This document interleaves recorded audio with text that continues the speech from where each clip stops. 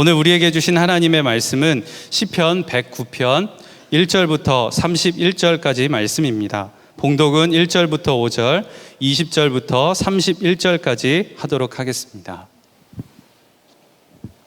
하나님, 내가 주님을 찬양합니다. 잠잠히 계시지 마십시오. 악한 자와 속이는 자가 일제히 나를 보고 입을 열어 혀를 놀려서 거짓말로 나를 비난합니다.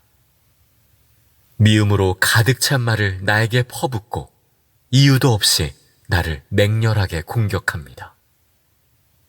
나는 그들을 사랑하여 그들을 위하여 기도를 올리건만 그들은 나를 고발합니다.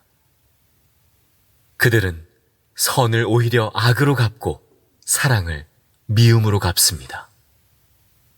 주님, 나를 고발하는 자와 나에게 이런 악담을 퍼붓는 자들이 오히려 그런 저주를 받게 해주십시오. 주님은 나의 하나님이시니 주님의 명성에 어울리게 나를 도와주십시오. 주님의 사랑은 그지없으시니 나를 건져주십시오. 나는 가난하고 빈곤합니다. 내 마음이 깊은 상처를 받았습니다. 나는 석양의 기운은 그림자처럼 사라져가고 놀란 메뚜기 떼처럼 날려갑니다. 금식으로 나의 두 무릎은 약해지고 내 몸에서는 기름기가 다 빠져서 수척해졌습니다. 나는 사람들의 조속거리가 되고 그들은 나를 볼 때마다 머리를 절레절레 흔들면서 멸시합니다. 주 나의 하나님, 나를 도와주십시오. 주님의 한결같으신 사랑을 따라 나를 구원하여 주십시오. 주님, 이것은 주님께서 손수하신 일이며 바로 주님이 이 일을 이루셨음을 그들이 알게 해 주십시오. 그들이 나에게 저주를 퍼부어도 주님은 나에게 복을 주십니다. 그들은 치려고 일어났다가 부끄러움을 당하여도 주님의 종은 언제나 즐거워하게 해 주십시오. 나를 고발하는 사람들은 수치를 뒤집어 쓰게 해 주시고 그들이 받을 수모를 겉옷처럼 걸치고 다니게 해 주십시오. 내가 입을 열어서 주님께 크게 감사드리며 많은 사람이 모인 가운데서 주님을 찬양하련다. 나를 고발하는 자들에게서 나를 구원해 주시려고 주님께서는 이 가난한 사람의 오른쪽에 서 계시기 때문이다. 서울역에서 노숙자들을 섬기는 사역을 하시는 유종옥 사모님, 참 가깝게 동역하던 한 분으로부터 어느 날 두툼한 편지를 받았습니다.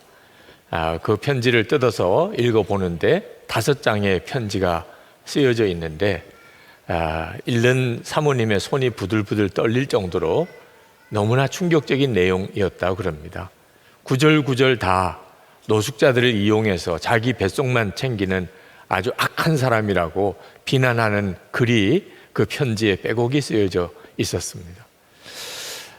말이 사람의 가슴을 찌르는 비수처럼 그렇게 사모님의 마음을 난도질하고 견딜 수 없는 모멸감에 사로잡혀서 그 자리에서 종이를 꺼내들고 그 편지 내용에 대한 반론, 대답을 써내려 가는데 2시간 동안이나 정신없이 써서 다 보니까 15장이 되더랍니다.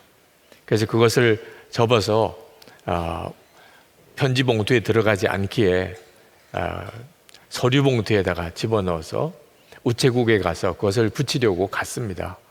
이제 풀칠을 해서 붙이고 우표를 붙이고 주소를 쓰고 그리고 이제 접수를 하려는데 주님의 음성이 들리더랍니다. 딸아, 그렇게도 할 말이 많더냐. 충격이었다는. 어떻게 할 줄 모르고 그 우체국에서 서 있는데 계속해서 주님이 말씀하시더랍니다. 나는 얼마나 할 말이 많았겠느냐. 그러나 나는 곤욕을 당하여 괴로울 때도 입을 열지 아니하였다. 도수장으로 끌려가는 어린 양과 같이 털 깎는 자 앞에서 잠잠한 양같이 입을 열지 아니하였다. 유종욱 사모님이 그때 그 일을 이렇게 쓰셨습니다. 나는 그 자리에 서서 말없이 오열하였다. 그리고 그에게 썼던 15장의 편지를 찢어 쓰레기통에 넣었다. 사도 바울은 고린도 후서 12장 10절에서 내가 그리스도를 위하여 약한 것들과 능욕과 궁핍과 박해와 공고를 기뻐하노니 이는 내가 약한 그때의 강함이라 하신 대로 나도 바울이 겪었던 궁핍도 박해도 공고도 다 겪을 수 있다고 자신해 왔는데 그 가운데 박혀있던 능욕이라는 것 앞에서 감당할 수 없이 분노가 폭발하였던 것이다.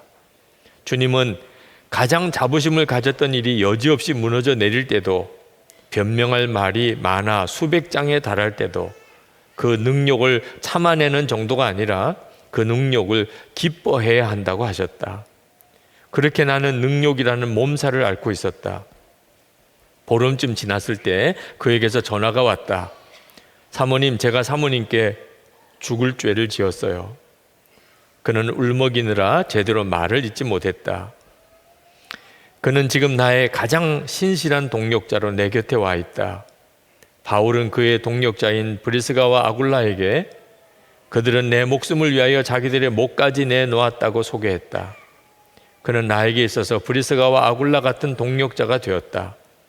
그날 내가 15장의 편지를 붙였다면 나는 그를 영원히 잃었을 것이고 어쩌면 나를 가장 치명적으로 공격하는 적장이 되어 있을 것이다. 오늘 이 시간 여러분 중에도 어떤 사람으로 인해서 마음의 상처가 깊은 분, 죽을 것 같은 고통을 겪는 배신의 아픔을 겪으신 분들이 있으실 겁니다. 디모데후서 3장 1절부터 4절까지 보면 마지막 때가 되면 사람들이 다 자기를 사랑하고 돈을 사랑하고 은혜를 잊어버리고 그리고 배신하게 될 것이라고 말씀하고 있는데 지금이 꼭 그와 같은 때가 되었습니다. 그래서 믿었던 직원에게 배신을 당하고 정말 가까웠던 친구가 배신하고 심지어 가족, 자녀들에게서부터 배신을 당하는 일을 겪게 되는 겁니다. 여러분들은 사랑했던 사람으로부터 배신의 아픔을 겪는 이런 상황이 온다 할지라도 믿음을 견고하게 지킬 준비가 되어져 있습니까? 이 다윗이라는 사람은 아마 성경에도 또 세상에서도 그처럼 많은 배신을 당하기 어려운 사람일 겁니다. 아버지가 버린 자식처럼 그렇게 내놓았습니다. 장인이었던 사울 왕이 배신했습니다. 아내였던 미갈이 배신했습니다. 자기가 낳은 아들 압살롬이 반역을 하고 배신했습니다. 그렇게 충성스러웠던 요압 장군이 배신했습니다. 그런 아픔을 겪었던 사람이 다윗입니다. 그 다윗의 심정이 어떠했는지 2절부터 3절에 이렇게 말씀합니다. 악한 자와 속이는 자가 일제히 나를 보고 입을 열고 혀를 놀려서 거짓말로 나를 비난합니다. 미움으로 가득 찬 말을 나에게 퍼붓고 이유도 없이 나를 맹렬하게 공격합니다. 다윗이 다 사랑했던 사람들입니다. 그리고 지금도 그들을 위해서 기도하고 있는 사람들입니다. 4절에 나는 그들을 사랑하여 그들을 위하여 기도를 올리건만 그들은 나를 고발합니다.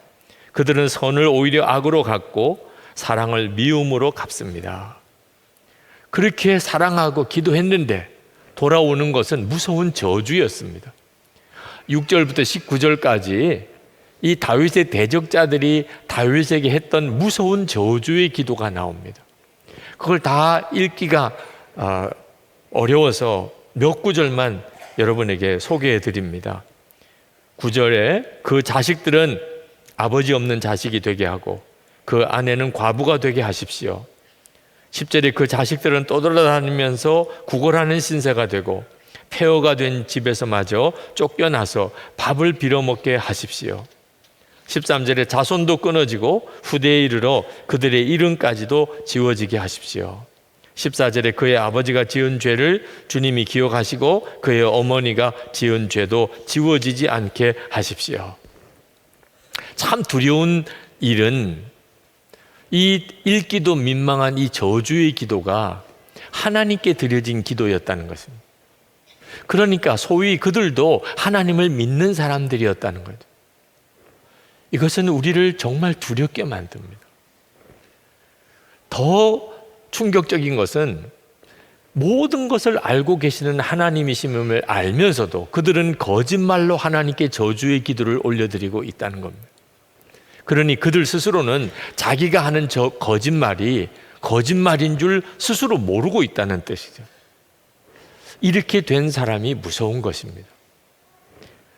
그래서 지금도 교회 안에서 다 같이 예수님을 믿는다는 사람들 사이에서 마음의 상처를 주고받는 일이 생기는 겁니다.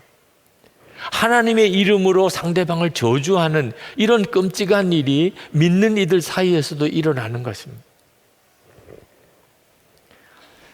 사람의 저주는 무섭습니다. 그 저주를 받는 사람의 마음을 묶어버립니다. 게다가 저주만 하는 게 아니고 군대를 동원해서 다윗을 죽이려고 쫓아다니는 이런 처지에 있는 다윗의 마음이 어떠했겠습니까? 그 심정을 그가 22절부터 이렇게 고백합니다. 나는 가난하고 빈곤합니다. 내 마음이 깊은 상처를 받았습니다. 나는 석양에 기우는 그림자처럼 사라져가고 놀란 메뚜기 떼처럼 날려갑니다. 금식으로 나의 두 무릎은 약해지고 내 몸에서는 기름기가 다 빠져서 수척해졌습니다. 나는 사람들의 조속거리가 되고 그들은 나를 볼 때마다 머리를 절레절레 흔들면서 멸시합니다. 완전히 무너질 사람이죠. 어떻게 더 회복할 수 있겠어요? 그런데 이 다윗의 기도를 읽어가는 중에 특별히 제 마음을 이렇게 사로잡는 구절이 있었습니다. 28절입니다. 그들이 나에게 저주를 퍼부어도 주님은 나에게 복을 주십니다. 그들은 치려고 일어났다가 부끄러움을 당하여도 주님의 종은 언제나 즐거워하게 해 주십시오. 원수들은 나를 저주하지만 하나님은 나에게 복을 주십니다. 이 믿음이 정말 놀랍잖아요. 실제로 그렇게 되었습니다. 다윗을 그렇게 무섭게 저주하던 자들은 다 죽었고 그 저주를 받았던 다윗은 복을 받았죠. 이런 믿음이 얼마나 귀한 믿음입니까? 그 믿음 때문에 다윗은 그 무서운 저주를 받는 상황에서 그가 일어난 것입니다. 여러분, 지금 우리가 사는 시대는 무서운 시대입니다. 사람들마다 다 자기를 사랑하고 돈을 사랑하고 은혜를 알지 못하고 배신하는 그런 시대에 우리가 살고 있습니다. 우리에게도 다윗과 같은 이 믿음이 필요한 것입니다. 다윗이 이런 기도를 하나님께 드릴 수 있었던 것은 다윗에게 어떤 믿음이 있었는데 그것은 하나님께서 오른쪽에서 자기와 함께 계시다는 확신이었습니다. 그래서 그는 하나님을 찬양하면서 이렇게 선포합니다. 30절에 내가 입을 열어서 주님께 크게 감사드리며 많은 사람이 모인 가운데서 주님을 찬양하련다. 나를 고발하는 자들에게서 나를 구원해 주시려고 주님께서는 이 가난한 사람의 오른쪽에 서 계시기 때문이다. 하나님은 언제나 다윗의 오른쪽에 서 계셨습니다. 그런데 더 중요한 것은 다윗이 그것을 진짜 믿었다는 것입니다. 다윗에게 그게 믿어졌다는 거예요. 하나님이 다윗의 오른쪽에 서 계셔도 다윗이 그게 믿어지지 않으면 그게 무슨 힘이 되었겠습니까? 다윗이 이런 믿음을 갖게 된 것은 한순간에 이루어진 일이 아닙니다. 다윗은 아주 어렸을 때 아버지로부터 거의 버림을 받은 존재였습니다. 다윗에게는 형들이 많았는데도 그 추운 들판 한밤중에 양들을 치게 하는 것은 이 막내 다윗이었습니다. 다윗은 아버지로부터도 버림을 받은 심정이었습니다. 아마 다윗은 양을 치지만 양들이 부러웠을 겁니다. 왜냐하면 양들에게는 그래도 목자가 있지 않습니까? 그러나 나는 도대체 누가 거두어주고 누가 나를 보호하고 지켜주나 말이에요. 그때 다윗이 하나님을 바라보게 됩니다. 그 어린아이가 그 들판에서 한밤중에 바라볼 분은 하나님밖에 없었습니다. 그는 하나님을 찬양하고 하나님께 기도하고 하나님만 의지했습니다. 그러면서 그 다윗 안에 함께 하시는 하나님에 대한 믿음이 커간 거예요. 이제는 하나님이 나와 함께 계시다는 확신이 들었습니다. 그러니까 골리앗, 구척장신 골리앗도 무섭지 않았던 것입니다. 사무엘하 16장에 보면 다윗이 아들 압살롬이 반역을 했을 때 어떻게 아버지가 아들과 싸워서 아들을 죽이겠습니까? 아들 압살롬에게 예루살렘 성을 고스란히 내주고 그리고는 피신을 갔습니다. 그 피난 가는 다윗 일행을 사울 지파의 한 사람이었던 시므이라는 노인이 쫓아오면서 온갖 욕을 하고 저주를 퍼부었습니다. 다윗의 신하들이 듣다 못해서 그 시므이를 죽이려고 하니까 다윗이 오히려 막아버렸습니다. 그 신하들을 붙잡았습니다. 다윗이 이렇게 말했습니다. 사무엘하 16장 10절에 저가 저주하는 것은 여호와께서 저에게 다윗을 저주하라 하심이니 내가 어찌 그리하였느냐 할 자가 누구겠느냐. 여호와께서 저에게 명하신 것이니 저로 저주하게 버려두라.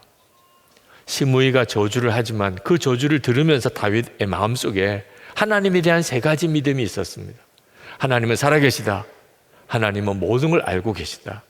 결국 심판은 하나님이 하시는 것이다. 그러고 나니까 아무 문제가 안 되는 겁니다.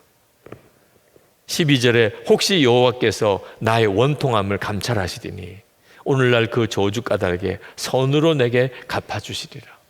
자기가 잘못한 게 있다면 뭐 저주를 받아도 마땅하죠. 근데 내가 잘못한 것도 아니고 그 저주가 다 거짓에 근거한 것이라. 그때 다윗의 마음속에는 오히려 담대함이 생겼습니다. 하나님은 살아계시고 하나님은 모든 것을 아시니 내가 지금 저 저주를 듣는다면 하나님은 선으로 나에게 갚아주실 것이 아니겠냐. 그러니 시므이가 저주하도록 내버려 두라. 여러분, 이런 담대한 믿음이 다윗에게 있었던 거예요. 다윗의 생애 전체가 이런 말할 수 없는 배신을 당하고 사람들로부터 말도 안 되는 그런 공격을 당했을 때 하나님을 바라보고 주님께 기도하고 믿음으로 반응하고 그러면서 그의 믿음이 커진 거죠. 다윗이 이렇게 믿었기 때문에 그 저주가 다윗에게는 복이 된 겁니다. 여러분, 다윗과 같은 믿음을 갖는 것은 대단히 중요합니다. 다윗은 어려서부터 그는 오직 하나님을 바라보았습니다. 그는 문제가 생길 때마다 정말 하나님을 의뢰하고 그리고 믿음으로 반응하려고 했습니다. 다윗은 어떤 상황에서도 하나님을 찬양했습니다. 시편 62편 1절 2절에 나의 영혼이 잠잠히 하나님만 바라며, 다른 거 바라볼 수가 없는 상황이니까 나의 영혼이 잠잠히 하나님만 바라며 나의 구원이 그에게서 나는도다. 오직 저만 나의 반석이요 나의 구원이시요 나의 산성이시니 내가 크게 요동치 아니하리로다. 여러분, 도대체 어떤 사람이 저주를 그렇게 받았는데 그게 복이 되는 사람이 될까요? 여러분이 오늘 시편 109편에서 보는 겁니다. 우리가 예수를 믿었다는 복이 뭘까요? 세상 사람이 우리를 저주한다 하더라도 하나님이 그것으로 인하여 오히려 나를 복 주시는 자가 되는 은혜입니다. 우리가 다윗과 같은 믿음을 갖기 위하여 24시간 주님을 바라보려고 하는 겁니다. 보이지 않으시는 주님이지만 그 예수님을 보이는 분처럼 바라보면서 살아가자는, 왜? 어느 순간에나 우리 안에 임하신 주님이 믿어지는 역사가 있어야 하기 때문에. 주님은 저와 여러분 안에 계시지만 문제는 그게 믿어지느냐고 하는 거예요. 사람이 나를 죽이려고 하고 그럴 상황 속에 내가 몰렸을 때도 주님이 나와 함께 계시는 게 믿어지면, 그러면 그 저주는 나에게 오히려 복이 되는 것입니다. 그러므로 여러분, 이제부터 어떤 사람을 만나든지 항상 주님을 함께 바라볼 수 있어야 합니다. 배우자, 남편과 아내 사이에도 마찬가지입니다. 여러분, 여러분의 남편과 여러분의 아내를 볼 때 우리 주님이 같이 보이지 않으면 아무 말을 하지 마시기 바랍니다. 말을 하면 싸우는 것, 말을 하면. 주님이 바라보아지면 무슨 말이든지 유익하게 됩니다. 여러분 자녀들에게 무슨 할 말이 있을 때 항상 한번 숨을 쉬고 주님을 같이 바라봐야 됩니다. 자녀들을 위해서 한 말이라고 했는데 자녀들에게 영원히 씻을 수 없는 정말 마음의 상처를 남기는 일이 한둘이 아닙니다. 배우자에게도 그렇고 자녀에게도 그렇다면 원수 같은 사람을 대할 때 마찬가지죠. 주님을 함께 바라보아야 비로소 저주 같은 상황도 내게 복이 되는 것입니다. 박보영 목사님이 처음 목회를 시작한 곳이 경기도 안성입니다. 1997년입니다. 그해 겨울 아주 추운 날 교회에서 1시까지 기도하고 그리고 집으로 들어가셨는데 3인조 강도가 목사님에게 칼을 들이댔습니다. 목과 배에 칼을 들이대면서 돈을 내놓으라는 겁니다. 그 순간에 목사님의 마음이 너무나 편안해지더래요. 나를 찌르시오. 빨리 좋은 곳으로 가게. 순간 강도들이 당황했습니다. 정적이 흘렀어요. 어떻게 해야 될지를 몰라 하는 겁니다. 영화 같은 일이 벌어졌습니다. 그 칼들을 내려놓고 그리고 다 고개를 숙이는 거예요. 그들이 그 박보영 목사님의 첫 교인 3사람이었습니다. 불황아 그리고 깡패들 그런 사람들과 함께 교회가 그렇게 시작이 된 거예요. 어느 날 몸이 너무 아파서 꼼짝을 못하고 방에 누워있는데 그렇게 사랑했던 아이 하나가 방문을 열고 살짝 들어오더랍니다. 자기가 누워서 쳐다보는 것을 보면서도 주머니에서 지갑을 꺼내서 속에 있는 돈을 다 가지고 나가는 겁니다. 내가 그렇게 사랑했던 아이인데 어떻게 저럴 수 있을까? 그 배신감이 얼마나 큰지. 나중에 그 아이가 왔을 때 그동안 가지고 있었던 돈 다 모아서 그 아이에게 주면서 이거 다 가져가라. 내가 가지고 있는 모든 것이다. 그러나 나는 너와 함께 살 수는 없다. 너무너무 배신감 때문에 그 아이와 함께 살 수가 없었다는 거예요. 근데 그 아이가 주일마다 예배를 드리러 오는 거예요. 그 아이를 볼 때마다 마음이 괴로워지기 시작했어요. 어느 날 우리 주님은 나 같은 자도 십자가에서 용서하고 사랑하셨는데 내가 어찌 이 아이를 용서하지 못했을까? 그래서 그 아이 앞에 무릎을 꿇고 내가 너를 미워했었다고 고백하고 회개하고 용서를 구했다는 것입니다. 박보영 목사님이 그렇게 할 수 있었던 것은 할아버지 목사님 때문입니다. 39세에 박보영 목사님이 회심하고 목사가 되는 길로 들어섰을 때 그렇게 자기가 목사가 되기를 원했던 할아버지 박용익 목사님이라 계신데 그 목사님을 찾아뵀습니다. 할아버지, 제가 이제 목사가 되려고 합니다. 그 할아버지가 얼마나 기뻐하시는지. 그러면서 3가지 부탁을 하더래요. 첫 번째는 사랑할 수 없는 사람을 사랑하시게, 용서할 수 없는 사람을 용서하시게. 두 번째, 겸손하게 낮은 자리로 내려가서 섬기시게, 어떤 변명도 하지 마시게. 세 번째, 그리고 성자가 되시게. 박보영 목사님이 할아버지 목사님이 부탁하신 그 3가지 말씀을 지키려고 애를 썼다는 겁니다. 한 번은 의붓 아버지와 그 아들에게 성폭행을 당하고 버려진 여자아이가 있는 걸 보고 그 교회 공동체에 거두었습니다. 그 부모가 온갖 나쁜 말을 하면서 항의를 하고 그래도 그걸 다 감수해 가면서 그 아이를 보호해 주었습니다. 그런데 중3이 되었을 때 군에 갔다가 휴가 나온 그 의붓 오빠 품에서 열흘 동안을 보낸 거예요. 그리고는 몹쓸 성병에 걸렸습니다. 학교 양호실에서 그게 드러나서 상담을 하는데 도대체 누가 이랬냐 너에게. 다급하게 나온 이야기가 목사님이 그랬다는 거예요. 그 누명을 쓰고 학교에서 정말 못된 목사라고, 동네에서 정말 상종 못할 사람이라는 손가락질을 받았습니다. 그래도 그 아이에게 의붓 오빠가 그랬다 그러면 학교도 못 다닐 수도 있으니 그래, 내가 그랬다 그래라. 무슨 일이 있어도 내가 그랬다 그래라. 그러고 지나갔습니다. 그 아이가 죄책감에 견디지 못해서 있는 사실 그대로를 이야기함으로 목사님의 누명이 벗겨졌습니다. 그리고 오히려 더 존경과 신뢰를 받게 되었습니다. 근데 문제는 교회 안에 문제가 생겼습니다. 그 불황아들 외에 그냥 일반 성도 한 집사 내외가 있었는데 그 아이와 함께는 교회를 못 다니겠다는 겁니다. 목사님, 그 아이를 내보내셔야 됩니다. 이런 아이와는 함께 교회 못 다니겠습니다. 중국집 식당을 하시는 집사님 내외인데 완강하게 그 말씀을 한, 그리고 그 아이를 안 내보내면 자기들이 나가겠다는 겁니다. 그 일로 인해서 깊은 고민을 했습니다. 그러나 그 집사 내외는 중국집 식당까지 하시는 분이니 어느 교회를 가도 다 환영받을 것이고 이 아이는 내쳐버리면 갈 데가 없습니다. 그래서 그 집사님께 이야기를 했다고 그래요. 저는 이 아이를 내보낼 수가 없습니다. 그 집사님이 그럼 우리가 나가겠다고 그랬어요. 그 집사님이 교회를 나간 날 새벽 기도가 끝나고 그 집사님의 식당에 찾아가서 그 집사님을 위해 간절히 축복 기도해 주었습니다. 주님이 정말 나와 함께 계시고 복은 주님이 주시는 것인 줄 믿는 믿음이 아니면 어떻게 그렇게 할 수 있겠습니까?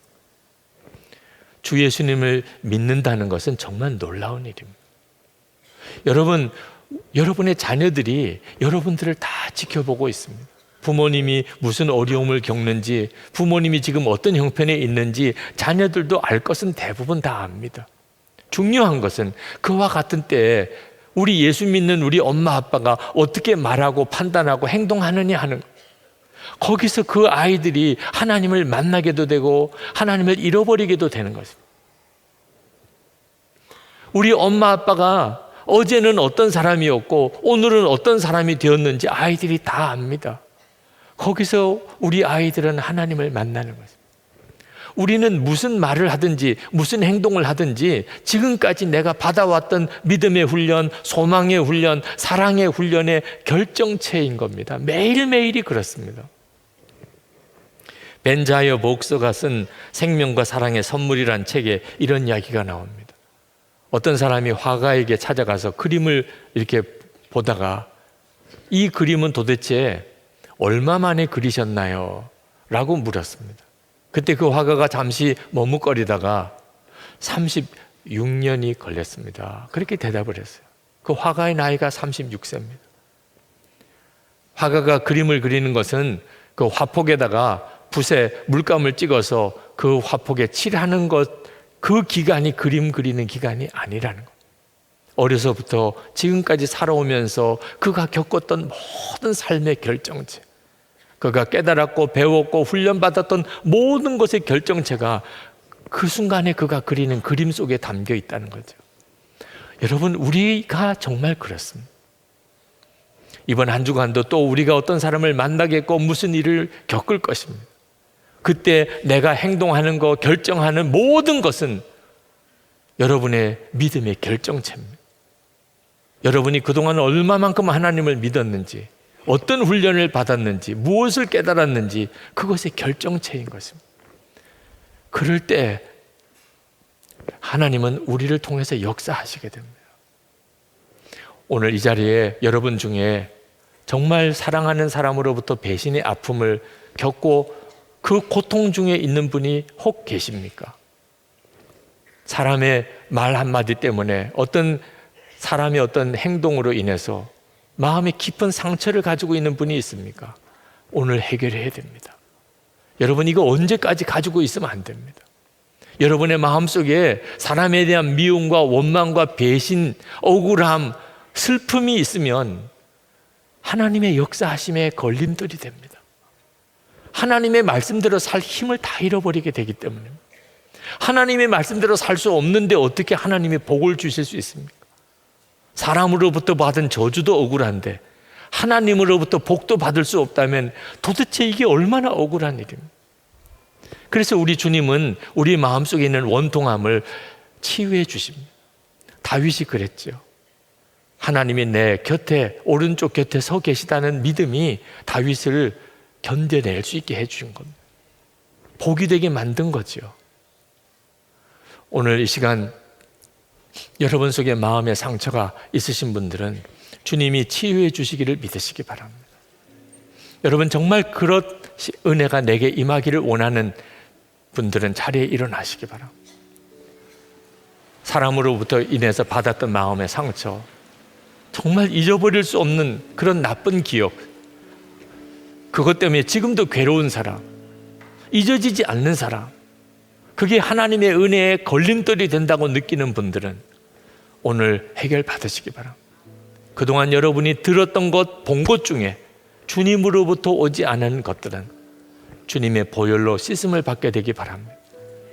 그리고 여러분 이제부터 정말 주님을 바라보고 살아야 합니다.